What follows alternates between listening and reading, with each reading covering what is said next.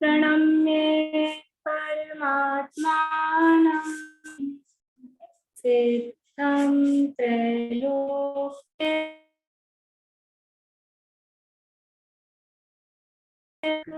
चिदानन्द स्वरूपं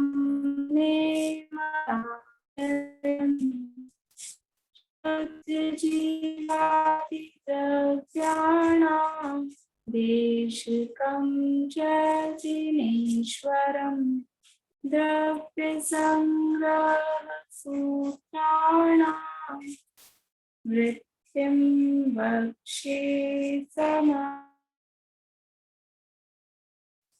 जीवमजीवमदहं जिनवरवसेन जीर्णनेत्रं देवीन्दुविन्दुवन्दं वन्दे तं सर्वदा शिरसा कले जीव अजीव जिनवर वृषभ नीतो वंद्य सुरपति वृंद से वंदन कर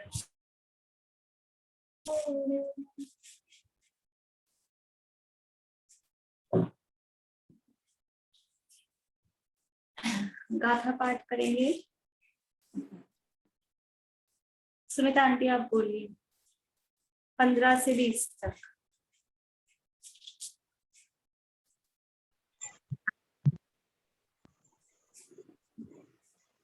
अपनी चर्चा चल रही है यहाँ द्रव्य संग्रह ग्रंथ में 35वीं गाथा के संदर्भ में, और ये 35वीं गाथा है। ये भाव संवर के भेद बताने वाली गाथा है। भाव संवर के भेद कौन कौन से हैं?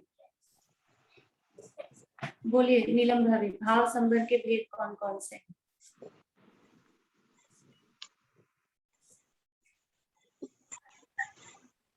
द्रव्य आश्रय भाव आश्रय नहीं, द्रव्य संवर भाव संवर।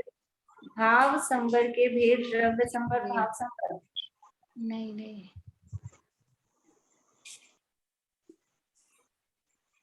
मनोरमा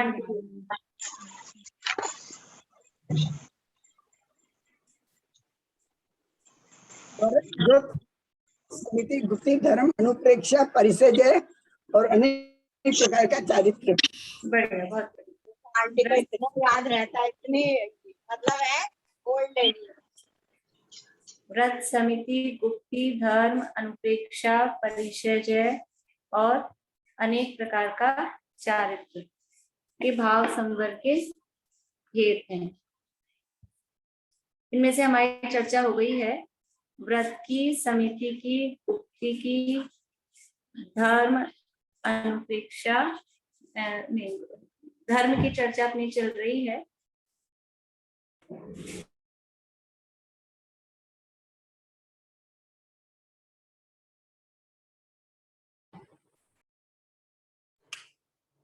भाभी आवाज नहीं आ रही। आवाज नहीं आ रही? अब आ गई, पहले नहीं आ रही। हाँ, वो मैं कनेक्ट कर रही थी। 10 धर्मों में से कितने धर्मों की चर्चा अपनी हो गई है? मीता भाभी बोली।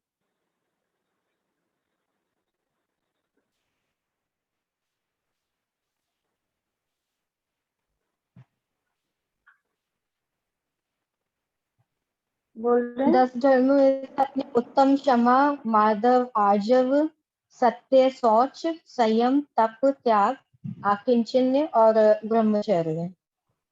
10 की हो गई चर्चा? नहीं, मैं लास्ट वाली क्लास मैंने अटेंड नहीं की थी। मेरे ख्याल से माधव, आर्जव और सत्य तक तो मैंने सुना था, शौच तक में किया था। पिछली बार वाली मेरी अटेंड नहीं हुई थी। चलिए भारती आंटी उस वक्त आपने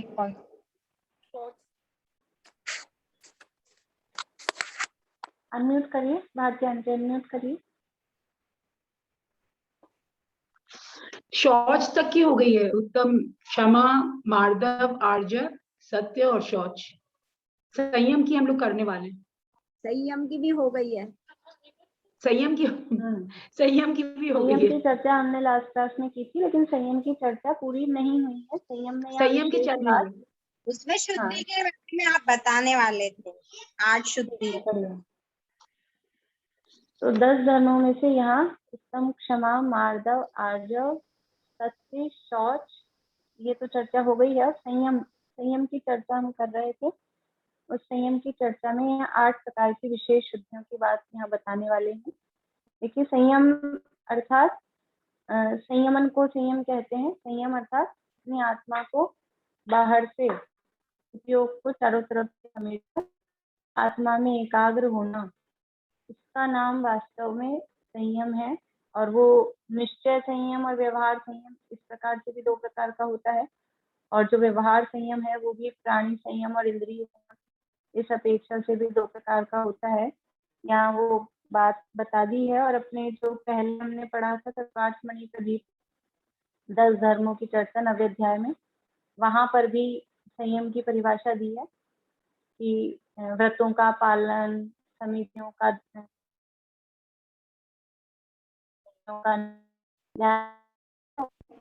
आवाज कट रही है भाभी, आवाज बहुत कट रही है। और सबको भी कटती हुई आ रही है क्या? निशांति, आवाज कैसी आ रही है? कट रही है, हाँ, कट रही है। आवाज कट रही है। कट रही है। चलो 1-2 मिनट देखते हैं।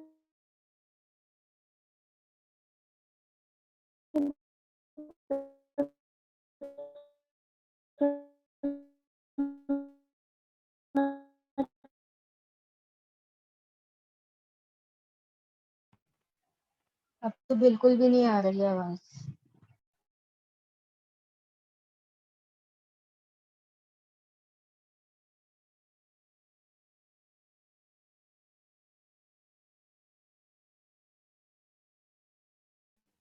फोटो भी गई, आवाज भी गई।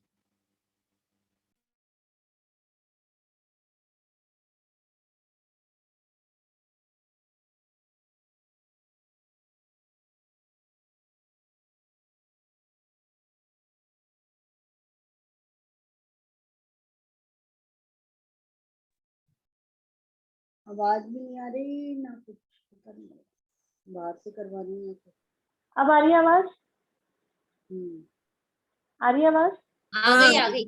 अब आ रही है। ठीक है,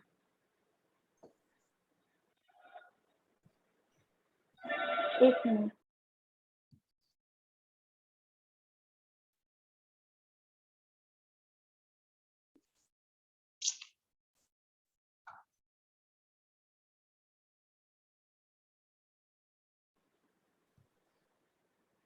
देखिए यहाँ पेज नंबर 116 पे 8 प्रकार की शुद्धियां यहाँ संयम के प्रकरण में 117 पेज पे 8 प्रकार की शुद्धियों की विशेष चर्चा यहाँ पर ब्रह्मदेव सूरी कर रहे हैं।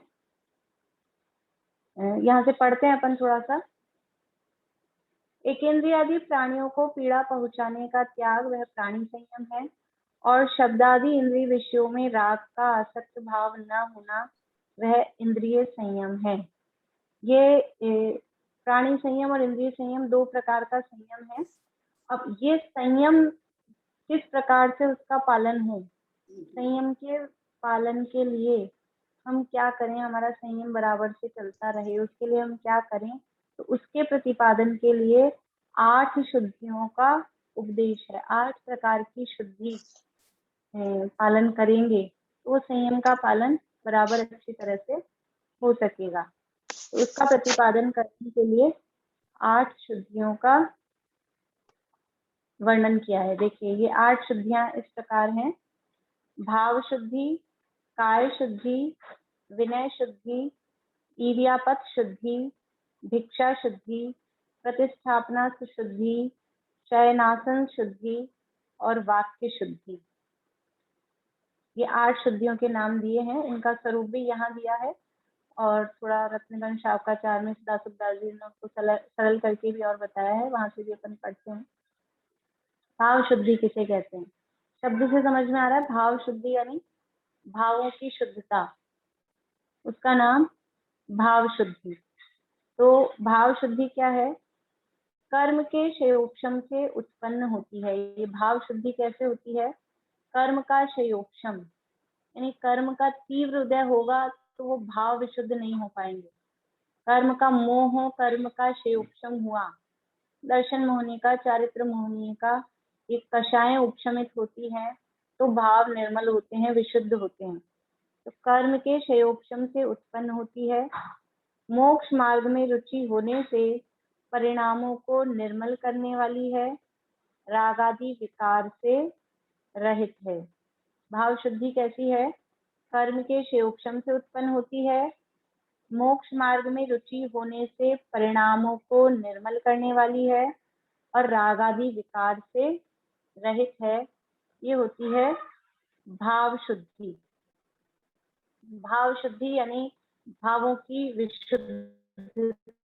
भावों की विशुद्धता कैसे होती है? भावों की विशुद्धता होती है मोक्ष मार्ग से। मोक्ष मार्ग में जो जीव लग जाते हैं उनके भाव विशुद्ध होते हैं। मोक्ष मार्ग में कैसे लगते हैं कि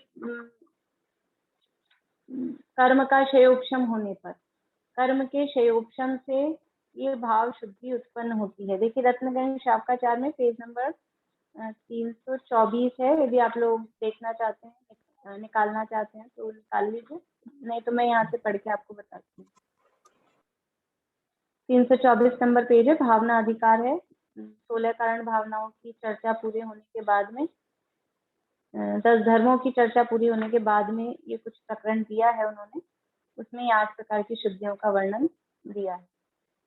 भाव शुद्धि मोहनीय कर्म के क्षयोपशम से उत्पन्न जो मोक्ष मार्ग में रुचि है, उससे परिणामों में ऐसी उज्ज्वलता होती है कि रत्नत्रय ही एकमात्र मोक्ष मार्ग है, अन्य है तो संसार में उलझाने वाले कुमार्ग हैं।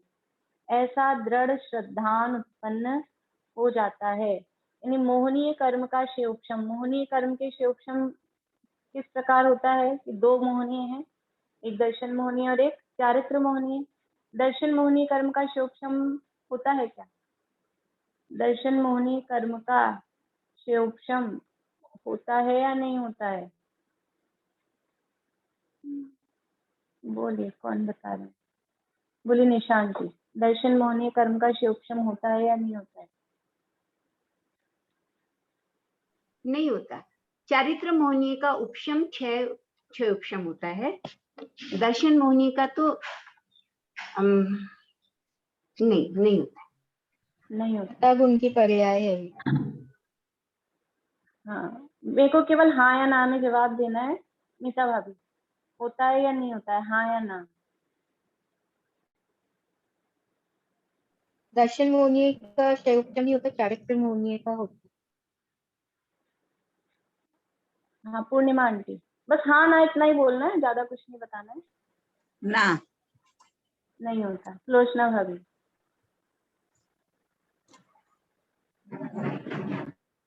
कैसे गया ये? ना। बोलो प्रीति। होता है।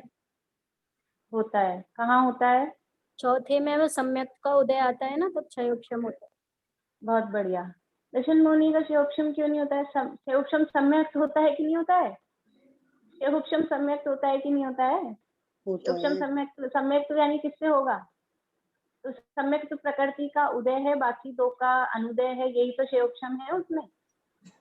क्षयोपशम सम्यक में और क्या वो है? जो 3 टुकड़े होते हैं, जो 3 टुकड़े होते हैं वो सम्यक वाला में क्या? होते हैं। पर 3 टुकड़े श्रद्धा तो तो एक बार उपशम। में एक जगह रहेगी ना, मिथ्यात्व के जाने हमने पर जो श्रद्धा सम्यक का नहीं श्रद्धा। पूछा है। हाँ, श्रद्धा का क्षयोपशम होता है कि नहीं होता है ये नहीं पूछा, पूछा था कर्म का। दर्शन मोहनीय कर्म का है, तो दर्शन मोहनीय के 3 भेद हैं, उसमें से हाँ। मिथ्यात्व सम्यक मिथ्यात्व का अनुदय होता है, सम्यक प्रकृति का उदय होता है। क्षयोपशम में यही तो स्थिति होती है, कुछ अनुदय कुछ उदय, उसी को तो क्षयोपशम कहते हैं।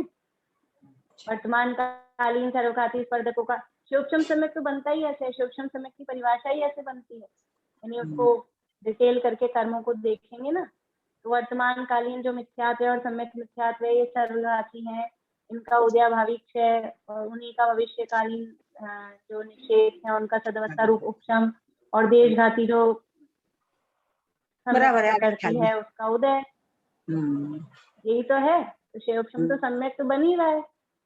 तो यहाँ जो कहा कि मोहनीय कर्म के शयोपशम से, तो मोहनीय कर्म में दोनों मोहनीय का शयोपशम होता है, दर्शन मोहनी का भी होता है, चरित मोहनी का तो होता ही है, वो हमको समझ में ही आता है। दोनों प्रकार के मोहनीय कर्म का शयोपशम होता है। तो मोहनीय कर्म के शयोपशम से अर्थात जो सम्यक भी हुआ है और यदि पांचवा जो भी गुणस्थान हुआ है, मोहनीय कर्म के शयोपशम से उत्पन्न जो मोक्ष मार्ग में रुचि है उससे परिणामों में, हाँ जी आवाज नहीं आ रही? आवाज कट रही है भाभी अभी भी। आ रही है ना, थोड़ी बहुत आप लोग एडजस्ट थोड़ा कर सा लीजिए, क्या होता है। थोड़ा सा एकाग्र होके सुन लीजिए। अब ये एक्चुअल में आप लोगों को आवाज गूंजती थी तो मैंने रूम चेंज किया है, तो वो इस रूम में नेटवर्क नहीं आ रहा है, वो थोड़ी प्रॉब्लम हो रही है। वो पहले जहाँ से ले रही थी वहाँ आवाज गूंज रही थी।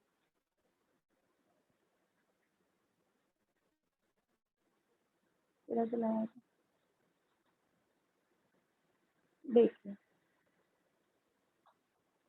तो मोहनीय कर्म के शयोपशम से उत्पन्न जो मोक्ष मार्ग में रुचि है उससे परिणामों में ऐसी उज्ज्वलता होती है कि रत्नत्रय ही एक मोक्ष मार्ग है, अन्य है सो संसार में उलझाने वाले कुमार्ग हैं। ये जो मोह का उपशम हुआ, मोह का शयोपशम हुआ, उपशम कहो शयोपशम हुआ, जो भी हुआ सम्यक तो हुआ, उससे वो रुचि ऐसी हुई, भाव शुद्धि की बात कर रहे हैं, और संयम की प्रगटता के लिए के मतलब संयम के रेफरेंस में ये बात चल रही है, ये हमको ध्यान रखना है। ये जो शुद्धियां बता रहे हैं ये संयम किस प्रकार से होता है या संयम में वृद्धि किस प्रकार से होती है, उसके रेफरेंस में ये बात चल रही है। तो सम्यक दर्शन हुआ, तो सम्यक दर्शन हुआ कोई सा भी हुआ हो, उपशम शयोपशम, यहाँ शयोपशम शब्द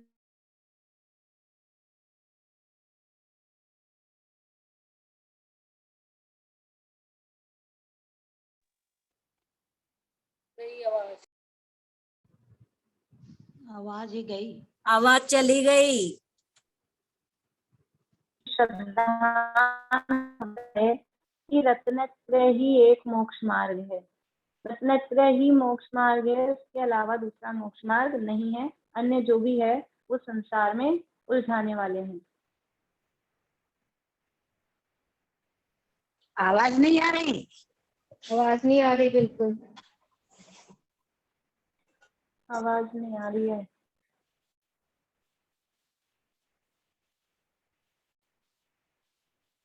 आप लोग 2 मिनट वेट करिए, फिर मैं जगह बदल लेती हूँ, है ना? 2 मिनट लगेंगे। हाँ।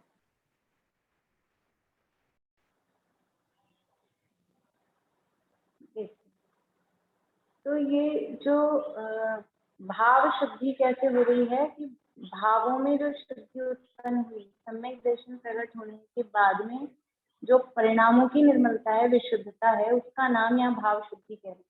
मोहनीय कर्म के शयोपशम से उत्पन्न जो मोक्ष मार्ग में रुचि है उससे परिणामों में ऐसी उज्ज्वलता होती है कि रत्नत्रय ही एकमात्र मोक्ष मार्ग है, अन्य है तो संसार में उलझाने वाले कुमार्ग हैं, ऐसा दृढ़ श्रद्धान उत्पन्न हो जाता है। सम्यक दर्शन का मतलब क्या है? सत्य प्रतीति, सत्य विश्वास कि ये तत्व या मोक्ष मार्ग यही है, अन्य दूसरा कोई मोक्ष मार्ग नहीं है, अन्य दूसरा कोई सत्य तत्व नहीं है। ऐसे दृढ़ श्रद्धान विश्वास प्रतीति, उसका नाम सम्यक दर्शन है।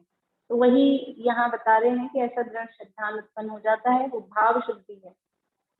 आत्मा का हित मोक्ष है, वह मोक्ष कर्म बंध रहित अवस्था है तथा कर्म बंधनों का छूटना रत्नत्रय से ही होता है।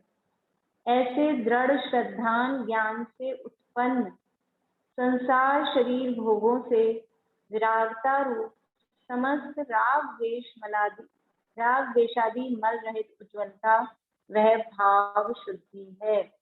यानी जो मोह राग द्वेष परिणामों से जो रहित भाव, जो यानी वीतराग रूप परिणाम है, यानी जिस भी गुण स्थान में है, चौथे में है तो एक कषाय चौकड़ी पूर्वक भाव शुद्धि हुई, पांचवे में है तो 2 कषाय चौकड़ी पूर्वक भाव शुद्धि हुई, छठे सातवें में है तो 3 कषाय चौकड़ी के अभाव पूर्वक भाव शुद्धि हुई, वो भाव शुद्धि है। और ये भाव शुद्धि है वो संयम के लिए कारण बनती है। संयम कब पैदा होता है, यानी संयम कब प्रकट होता है? भाव शुद्धि के बिना संयम प्रकट नहीं होता है। यानी यहाँ तो मुख्य रूप से सम्यक दर्शन चौथे गुणस्थान वृत्ति को ही भाव शुद्धि के अंतर्गत कह रहे हैं, मोहनीय कर्म के शोक्षम से, क्योंकि सम्यक दर्शन के बिना संयम नहीं होता। इसलिए यहाँ सबसे पहले कहा भाव शुद्धि। ये भाव शुद्धि अर्थात सम्यक दर्शन पूर्वक होने वाली जो भावों की शुद्धता विशुद्धता है उसका नाम भाव शुद्धि है, और उस भाव शुद्धि पूर्वक ही सम्यक दर्शन प्रकट होता है, वो बात यहाँ पर बता रहे हैं। भावों में से विषयों की इच्छा, राग द्वेषादि उपद्रव, मिथ्यात्व रूप महामल दूर हुए बिना मुनि का आचार तथा श्रावक का आचार उज्ज्वलता को प्राप्त नहीं होता है। यानी कि चतुर्थ गुणस्थान जो अविरत सम्यक्त्व है, वो चतुर्थ गुणस्थान प्राप्त हुए बिना, सम्यक दर्शन प्राप्त हुए बिना, ये चाहे पांचवा गुणस्थान यानी श्रावक का आचार कहो अथवा छठा सातवां गुणस्थान मुनि का आचार कहो, वो कुछ भी उज्ज्वलता को प्राप्त नहीं होता है। यानी वो उनका जो पालन है, उनका पालन परिपूर्ण रूप से या निर्दोष रूप से वो पालन नहीं हो सकता है। सम्यक्त्व के बिना, आत्मा के आश्रय के बिना, बाहर में अनुव्रत हों अथवा महाव्रत हों, उनका पालन परिपूर्ण रूप से नहीं हो सकता है, निर्मल रूप से नहीं हो सकता है। जैसे बहुत साफ दीवार के ऊपर चित्र अच्छे बनते हैं, कीचड़ आदि से लिप्त जमीन पर बहुत होशियार चित्रकार भी अच्छी रंगोली नहीं बना सकता है, उसी प्रकार मिथ्यात्व तथा कषाय आदि से लिप्त पुरुष को भी सम्यक दर्शन, सम्यक ज्ञान, सम्यक चारित्र नहीं होते हैं। इस प्रकार यह भाव शुद्धि कही। यानी कि भावों की शुद्धि के बिना, जब तक जैसे बोलते हैं ना कि हमें कुछ सामान लेना है, बर्तन में दूध लेना है समझ लीजिए, तो वो पात्र भी साफ होना चाहिए, मंजा हुआ होना चाहिए, शुद्ध होना चाहिए। यदि पात्र ही गंदा है तो अच्छे से अच्छा बढ़िया उसमें सामान डालेंगे तो भी वो खराब हो जाएगा। ऐसे ही ये जो रत्न है, उत्कृष्ट रत्न है, सम्यक दर्शन, सम्यक ज्ञान, सम्यक चारित्र रूपी ये जो उत्कृष्ट रत्न है अथवा संयम रूपी जो रत्न है, वो उसके लिए पात्र कौन सा चाहिए? तो पात्र चाहिए वो भाव शुद्धि पूर्वक। ये भाव शुद्धि नहीं होगी, सम्यक रूपी भाव शुद्धि जहाँ नहीं होगी, वहाँ संयम रूपी रत्न नहीं आ सकता है। और यदि तो जहाँ मिथ्यात्व के अभाव, मोह राग द्वेष के अभाव रूपी नहीं, वहाँ सम्यक रूपी रत्न नहीं आ सकता है, इसलिए भाव शुद्धि कही है। ठीक है, अभी आ रही आवाज? हल्की सी अभी भी कट रही है, पर फिर भी आ रही है, थोड़ी बहुत कट रही है अभी।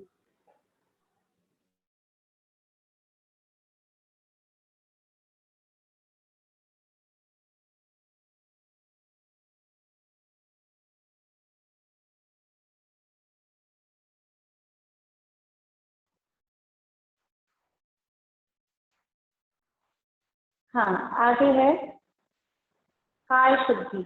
सरल है बातें, बहुत ज्यादा कठिन नहीं है, बस ये थोड़ा सा भाव शुद्धि नहीं था, बाकी बहुत सरल है। और आप लोगों के लिए सिर्फ एक काम है कि 8 प्रकार की शुद्धियों में कुछ प्रकरण ऐसा है जो हमने पहले पढ़ा हुआ है, मतलब उसमें से आपको ये खोजना है कि इसमें कौन सी चर्चा चल रही है। मैं कुछ भी हिंट दूंगी तो बहुत ही सरल है, समझ में आ जाएगा। तो वो 8 में से कुछ, 8 के 8 नहीं, कुछ पॉइंट्स ऐसे हैं जो पहले किसी प्रकरण में आए हुए। चलिए अभी काय शुद्धि की बात करते हैं। यहाँ वृहद द्रव्य संग्रह में से पेज नंबर 117 पे, 117 नंबर पेज पे नीचे से 5वीं लाइन। आवरण और आभूषणों से रहित, शरीर के संस्कार रहित, जन्म समय समान मैल युक्त, शरीर के विकारों से रहित होती है। काय शुद्धि कैसे होती है? काय की शुद्धि, काय शुद्धि वो संयम का साधन है या संयम को बताती है। कैसी होती है काय शुद्धि? आवरण और आभूषणों से रहित। आवरण मतलब किसी भी प्रकार का वस्त्र आदि, वस्त्र है वो आवरण है, तो समस्त किसी भी तरह के वस्त्र 5 प्रकार के कहे हैं अष्टपाहुड़ में। ये कपास के वस्त्र, रोम के वस्त्र, तो कपासज, रोमज, वल्कज यानी पेड़ों की पत्ते छाल वगैरह होते हैं, और रोम के ऊन वगैरह के जो होते हैं वो रोमज, और 2 और हैं इसी तरह से रेशम वगैरह के लिए, उनके शब्द कुछ और दिए हैं। 5 प्रकार के इस तरह के वस्त्र बताए गए हैं। तो समस्त प्रकार के आवरणों से रहित, किसी भी प्रकार का वस्त्र नहीं है, कोई भी किसी भी तरह का आवरण नहीं है, और आभूषणों से रहित, आभूषण भी नहीं है, वस्त्र भी नहीं है। वस्त्राभूषण ऐसे बोलते हैं, वस्त्राभूषण सब त्याग दिए, तो वस्त्र का भी त्याग और आभूषणों का भी त्याग, इस प्रकार के आवरण यानी वस्त्र और आभूषणों से रहित, शरीर के संस्कार रहित। शरीर का संस्कार, शरीर पे क्या संस्कार करते हैं? संस्कार तो बच्चों को देते हैं, शरीर को क्या संस्कार देना है? इस शरीर को सजाना संवारना, ये शरीर का संस्कार करना कहलाता है।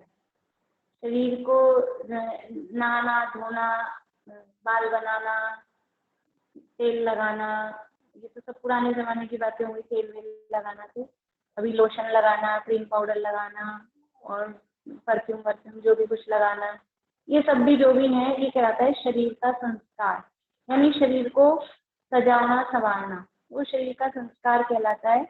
तो शरीर के संस्कार रहित, वस्त्राभूषण से रहित है, शरीर में और कोई ये सब भी लेप किया ना, शरीर शुद्ध कहाँ रहा? हम सोचते हैं कि हम मतलब नहा धो के आए और फिर खूब सारा कुछ पोत लिया हमने, तो वो अशुद्ध कर दिया। नहा धो के तो शुद्ध होकर आए थे, और फिर क्रीम लगाई, पाउडर लगाया और जो कुछ भी लगाया, उनसे वो अशुद्ध हो गया। शुद्ध ही नहीं, काय शुद्धि नहीं हुई, वो अशुद्ध हो गई है। तो यहाँ काय शुद्धि में कह रहे हैं उन सबसे रहित।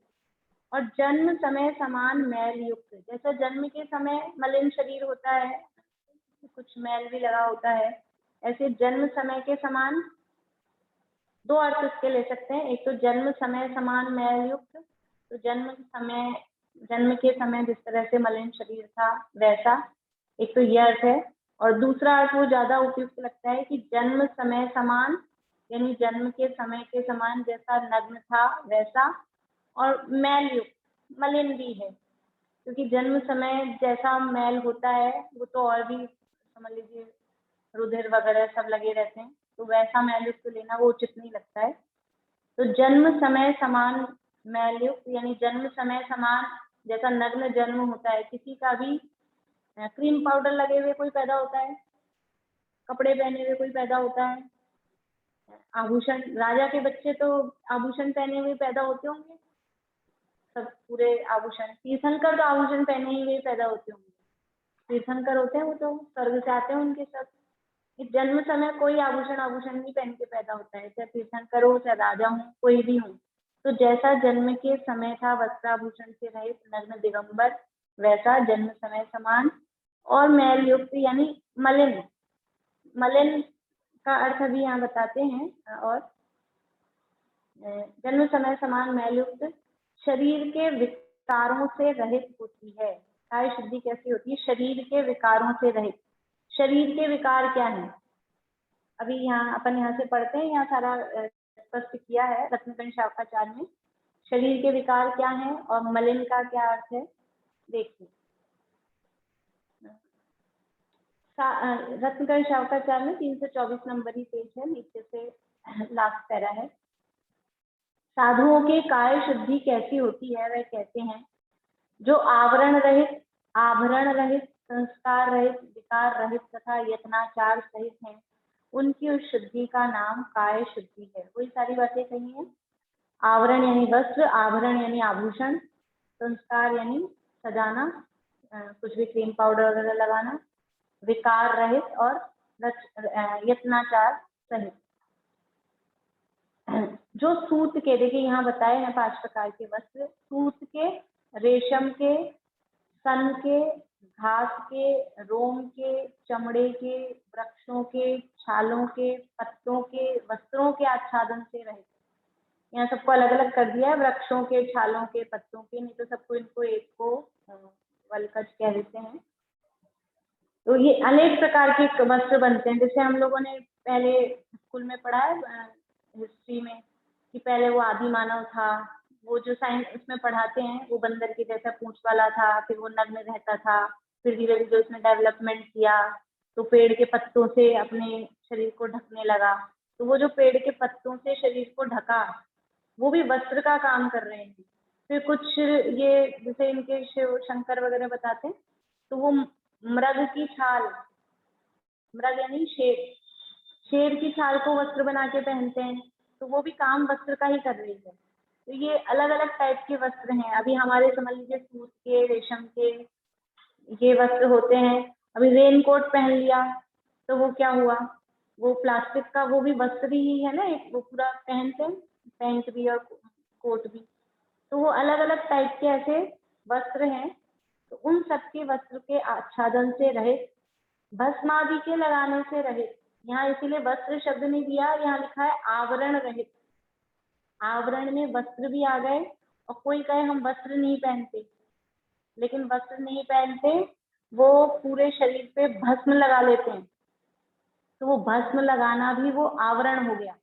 अन्य मतों के साधु वगैरह होते हैं, नदियों के किनारों पे भस्म लगा के खड़े होते हैं इस तरह से, तो वो भस्म आदि के लगाने से भी रहित है, वह आवरण रहित है।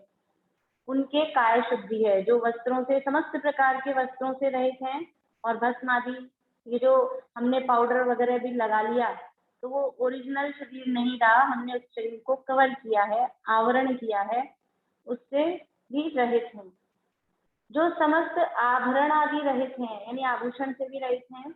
जो स्नान गंध लेपन आदि संस्कार से रहित हैं। स्नान, नहाना, गंध यानी परफ्यूम वगैरह लगाना, लेपन और भी क्रीम पाउडर जो भी लगाना है, उन सब से रहित हैं। जैसे शरीर पर रेत, धूल, तृण, पसीना आदि चिपक जाए तो उसे दूर नहीं करते, वे संस्कार रहित हैं। शरीर पे धूल चिपक रही है, पसीना आ रहा है, कोई तिनके वगैरह चिपक गए हैं तो भी उसको दूर नहीं करते, यह है संस्कार रहित। यानी शरीर को सुंदर दिखाने का जो परिणाम है वो कहलाता है संस्कार, और शरीर को सुंदर नहीं दिखाना का परिणाम है। चिपक गया है तो चिपक गया, धूल लग गई है तो लग गई है, कोई तिनका लगा हुआ है, अभी हमारे बालों में कुछ लग जाए, कभी तिलक लगाते हैं, तिलक लगा के चावल लगाते हैं, वो ऐसा बालों में अटक जाता है चावल, तो वो दूसरा आदमी कहता है ये हटाओ हटाओ, आपके बालों में कुछ आ गया। कहीं कोई धूल लग जाए, कभी कभी भोजन बनाते समय आटा लग जाए ऐसा, तो हमको लगता है कि हटाओ इसको, क्यों, अच्छा नहीं लग रहा। लेकिन यदि मुनिराज के ऐसे कुछ लग जाए, धूल लग गई है, कुछ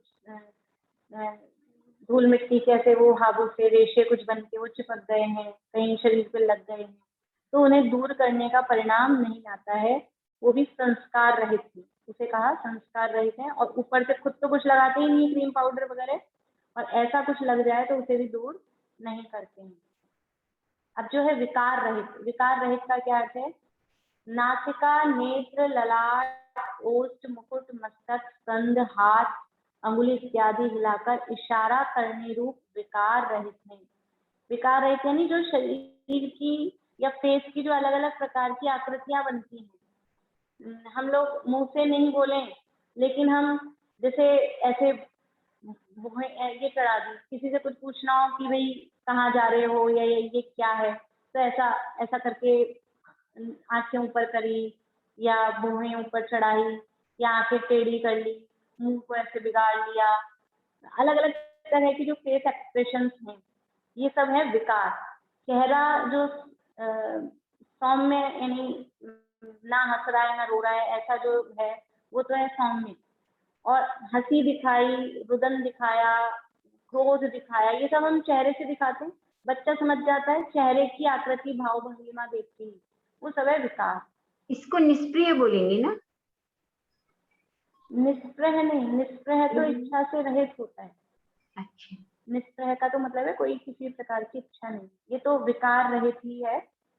तो अलग अलग टाइप से अपने ये ललाट से 3 सल लिया है, उससे अलग हम भाव समझते हैं, भुएं चढ़ा दी उससे अलग भाव समझते हैं, आंखों के एक्सप्रेशन किस तरह से टेढ़ी मेढ़ी कर रहे हैं वो अलग अलग भाव से हम समझते हैं, हाथ हिलाना, उंगली हिलाना, सब अलग अलग मतलब वो उनके अर्थ होते हैं। तो इस तरह के भी समस्त विकारों से रहित हैं, उसका नाम है काय शुद्धि। यानी शरीर से, पहले तो शरीर की बाहरी शुद्धि बताई कि किसी भी तरह का वस्त्र, आभूषण, क्रीम, पाउडर ये सब नहीं है। इसके बाद शरीर में कुछ ऐसी विकृतियां, कुछ इस तरह के हाव भाव शरीर में भी नहीं, ये विकार रहित है। सर्वत्र क्रिया में यत्नाचार सहित प्रशम सुख की मूर्ति के समान ही दिखाई देते हैं। यानी उनका शरीर की मुद्रा देख के भी कुछ ऐसा नहीं लगता है कि ये क्रोधी है कि मानी है। किसी का चेहरा देख के ऐसा लगता है उनको कि बहुत प्राउडी, ऐसे अपन लोग आपस में बात करते हैं किसी के लिए कि हमने बात तो कभी नहीं की लेकिन शक्ल से बहुत प्राउडी से दिखते हैं, ऐसा ऐसा फील करते हैं अपन। तो चेहरे पे घमंड लिखा होता है क्या, लेकिन उनकी एक्सप्रेशन से, उनकी बॉडी लैंग्वेज से समझ में आता है कि बहुत घमंड है। या कभी कभी सज्जन समझ में आते हैं, वो चेहरा, उनकी जो सौम्यता है वो सज्जनता बताती है। कभी चेहरे से मायाचारी समझ में आती है, चेहरा ही उनका ऐसा दिखता है कि पता नहीं मायाचारी। कोई कोई शक्ल से कुछ कुछ बच्चे किसी व्यक्ति को देख के रोने लग जाते हैं, बेचारा ने कुछ बोला ही नहीं लेकिन वो चेहरे से ये सब क्रोधी जैसा सा दिखाई देता है, वो रोने लग जाते हैं। तो ये चेहरे से ही, भाव भंगिमा से ही इस तरह सा दिखता है। क्यों कि अंदर के जो परिणाम है वो चेहरे पे आते हैं। तो जिनके अंदर में सौम्यता है, कषाय उपशमित हुई है, तो बाहर में चेहरा भी, चेहरे की जो मुद्रा है वो भी एकदम शांत दिखाई देती है। इसलिए वो प्रशम सुख की मूर्ति के समान भी दिखाई देते हैं। प्रशम अर्थात कषायों की उपशांतता, तो बिल्कुल शांत और सुख की मूर्ति के समान वो दिखाई देते हैं। ऐसा लगता है मानव शरीर के होने पर भी आपको किसी अन्य से भय नहीं है तथा किसी अन्य को आपसे भय नहीं है। मुनिराज के शरीर को देख के कैसा लगता है कि उनका शरीर, हमको तो हम अपने शरीर पे हम वस्त्र पहन रखे हैं, अभी बारिश आ जाएगी तो हम छाता लेके रहेंगे कि रेनकोट पहन के रहेंगे, सर्दी आ जाएगी तो हम और स्वेटर, शॉल और पता नहीं क्या क्या वो सब पहन के रहेंगे। हमको भय है, सर्दी, गर्मी, बरसात का हमको भय है। अथवा और किसी का भय हो तो कोई अपने आगे पीछे बॉडीगार्ड लगा के घूमे, लकड़ी लेके घूमे, सुबह सुबह मॉर्निंग वॉक पे जाए तो कुत्तों का भय रहे तो स्टिक लेके साथ जाए। तो वो हमें हमारे शरीर पे जो हमने ग्रहण कर रखा है उससे हमको भय समझ में आता है कि दूसरों का हमको भय है। या फिर हमने अपने हाथ में स्टिक ले रखी है तो वो दूसरों को, कुत्ता भयभीत होता है तो हम भी भयभीत हैं, हमारे शरीर से हमें भय है ये समझ में आ रहा है, और दूसरा व्यक्ति भी हमको देख के डर रहा है, डर सकता है। तो ये हाँ जी बुआ, अब आई थोड़ी है आवाज नहीं आ रही? आवाज आ रही बुआ, बहुत थोड़ी सी धीरे। कटके आएगी, थोड़ी कटके आएगी पर आ रही है आवाज। तो ऐसा लगता है मानो शरीर के होने पर भी आपको किसी अन्य से भय नहीं है, यानी बिल्कुल निर्ग्रंथ दिगंबर हैं तो आपको किसी अन्य से भय नहीं है। तभी जो व्यक्ति खाली हाथ जा रहा है आराम से बेधड़क, यानी किसी से डर नहीं है, और वो खाली हाथ है तो दूसरे को भी उससे डर नहीं है। तो आपको किसी अन्य से भय नहीं है तथा किसी अन्य को आपसे भय नहीं है। ऐसी काय की विशुद्धता साधुओं के ही होती है। ऐसी जो काय की विशुद्धता है, काय शुद्धि है, वो साधुओं के, मुनिराजों के होती है। श्रावक भी जो एक देश शुद्धि के धारक हैं। अब ये समझ लीजिए अपनी बात आ रही श्रावकों की, ये तो मुनिराजों की बात चल रही, अपनी तो बात चल रही थी, उनकी होती है काय शुद्धि, हमारे थोड़ी ना काय शुद्धि होगी, हमको वस्त्राभूषण रहित तो होते नहीं है हम, अपनी बात बता रहे हैं।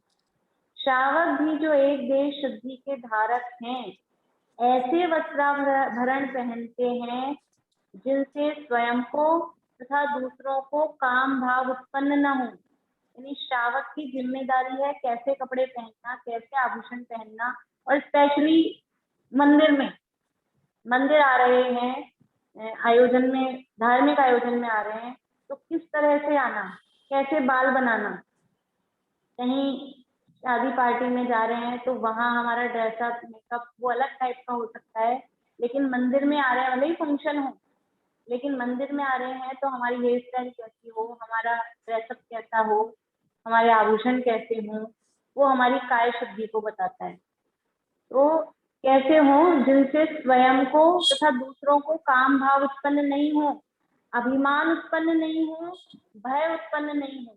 हम ऐसे वस्त्र पहने, ऐसे आभूषण पहने, अब ऐसे पायल पहन के आ गए, वो छम छम छम छम और कुछ वो टांग दिया है, समझ लीजिए झुमका, तो वो मंदिर में सबका उपयोग उस छम छम में जा रहा है, ऐसा तो ऐसे नहीं हो।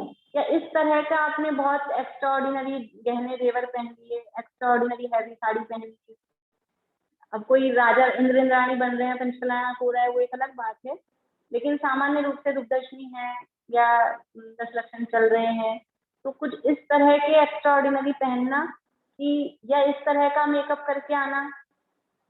मेकअप के भी अलग अलग तरीके होते हैं, मतलब समझते हैं सब लोग कि वो मेकअप भी एक तो ऐसा हो कि पता ही नहीं चले मेकअप भी किया है।